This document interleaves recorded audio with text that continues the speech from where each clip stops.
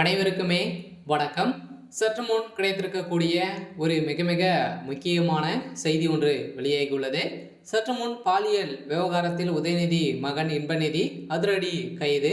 அந்த சார் இவர்தான் அப்படின்ற மாதிரி பார்த்தீங்கன்னா ஒரு செய்தி வெளியாக இருக்குது. சொல்லலாம் பார்த்தீங்கன்னா மீண்டும் பார்த்தீங்கன்னா தமிழகமே கொந்தளிக்கக்கூடிய நிலைக்க எதிர்க்கட்சி தலைவர்களும் எதிர்க்கட்சி அனைத்து தலைவர்களுமே பார்த்தீங்கன்னா இப்போ போராட்டத்தில் இறங்கியிருக்காங்க. மீண்டும் மீண்டும் பள்ளிகளில் கூட பார்த்தீங்கன்னா இந்த பாலியல் தொல்லை ஏற்பட்ட காரணத்தால் பார்த்தீங்கன்னா இப்போ கல்வித்துறை அமைச்சராக இருக்கக்கூடிய அன்பில் மகேஷ் பொய்யாமொழி அவர்கள் மீதும் பார்த்தீங்கன்னா வழக்கு பதிவு செஞ்சுருக்காங்க.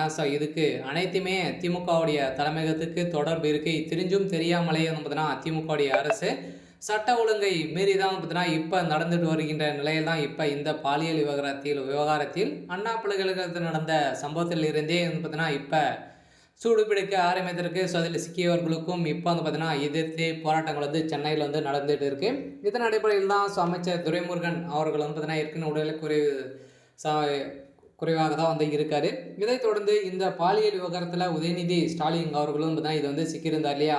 அதைத் தொடர்ந்து பார்த்தீங்கன்னா 2 நாட்கள் கழித்து காரின் மூலமாக பார்த்தீங்கன்னா பெண்களை துரத்தி அங்கேயும் பாலியல் துன்புறுத்து செய்திருக்கக்கூடிய நிலையில் அவர்களும் திமுகவுடைய கொடிகளை வைத்து இருந்த நிலையில் தான் அவர்கள் கைது செய்யப்பட்டு இருந்தாங்க. அவங்க கொடுத்த வாக்குமூலத்தின் அடிப்படையில் இப்போ இன்பநீதி உதயநிதியுடைய மகன் இன்பநீதி தான் பார்த்தீங்கன்னா அதில் அவருடைய நண்பர்கள் தான் அப்படின்ற மாதிரி தகவல் வெளியே இருக்கக்கூடிய நிலையில் தான் இப்போ திமுகவுடைய தலைமையகத்துக்கு ஒரு மிகப்பெரிய இடியாக தான் விழுந்திருக்கு. இதை பற்றி இந்த வீடியோவில் பார்க்கலாம். அதுக்கு முன்னாடி நம்ம சேனலுக்கு இப்போ தான் நீங்கள் முதல் முறையாக வந்திருக்கீங்க அப்படின்னா மறக்காமல் நம்மளுடைய சேனலை சப்ஸ்கிரைப் பண்ணி சப்போர்ட் பண்ணுங்கள். வாங்க வீடியோக்குள்ளே போகலாம். பார்த்தீங்கன்னா இந்த பாலியல் விவகாரத்தின் அடிப்படையில் பார்த்தீங்கன்னா அண்ணா பல்கலைக்கழகத்தில் நடந்த சம்பவத்தினால குற்றவாளியாக ஞானேசன் அவர்கள் கைது செய்யப்பட்டார் இல்லையா. அதுலேருந்து திமுக சார்ந்த அமைச்சர்களுக்கும் தொடர்பு இருக்குது.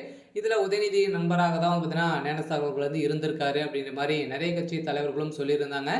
இதைத் தொடர்ந்து இப்போ பார்த்தீங்கன்னா இந்த போராட்டங்கள் மீண்டும் திமுகவுடைய அரசை எதிர்த்து பார்த்தீங்கன்னா போராட்டங்கள் நடத்த போகின்ற இருந்திருக்கக்கூடிய நிலையில் தான் இப்போ உண்மையே வெளிவந்திருக்கு.